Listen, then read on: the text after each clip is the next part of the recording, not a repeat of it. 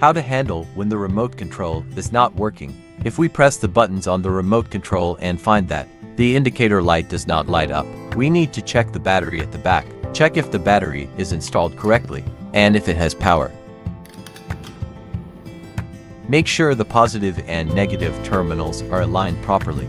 If there's an error, you need to reinstall the battery or replace it with a new set. After installing, check if the indicator light turns on. If the indicator light turns on, it means the remote control is getting power properly. After confirming that the remote control is responding correctly and the indicator light is working fine, if we press its function buttons and the toilet doesn't respond, we need to pair the remote control with the toilet again. How to pair the remote control. First, disconnect the toilet's power.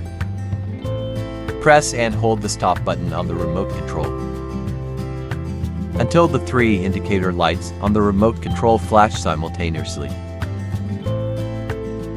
Reconnect the power.